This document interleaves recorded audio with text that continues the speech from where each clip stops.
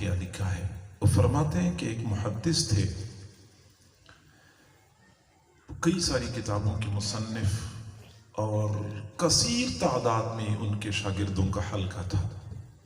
وفات پا گئی تو کسی نے خواب میں دیکھا بڑا مرتبہ ملا ہوا، تو خواب دیکھنے والے نے کہا کہ جی ہاں، یہ مرتبہ تو آپ کو ملنا تھا، آپ کی دینی خدمات اتنی ہیں، آپ کی اتنی تصانیف ہیں، اتنا شاگردوں کا حلقہ ہے، آپ کو یہ مرتبہ تو ملنا ہی تھا۔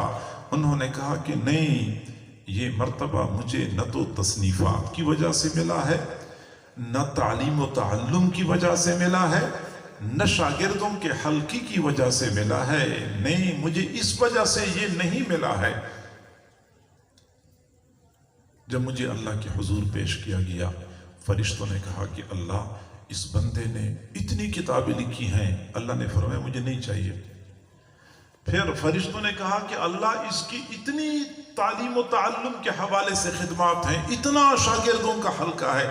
اللہ نے فرمایا مجھے پرواہ نہیں ہے، مجھے نہیں چاہیے۔ میں پریشان ہو گیا، نظر آ رہا تھا کہ میری پکڑ آ گئی ہے۔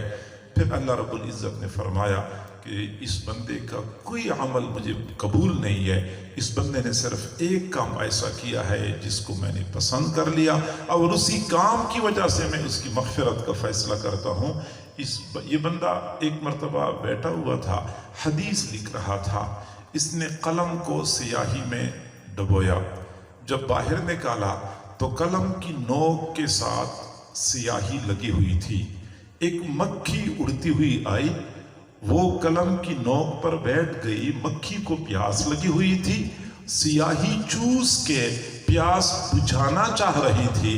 انہوں نے تھوڑی دیر کے لیے قلم کو ویسے پکڑے رکھا تاکہ مکھی سیاہی چوس کے پیاس بجھا لے۔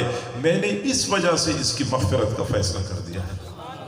صرف ایک مکھی کی پیاس بجھانے کی وجہ سے اللہ رب العزت نے ان کی مغفرت کا فیصلہ فرمایا۔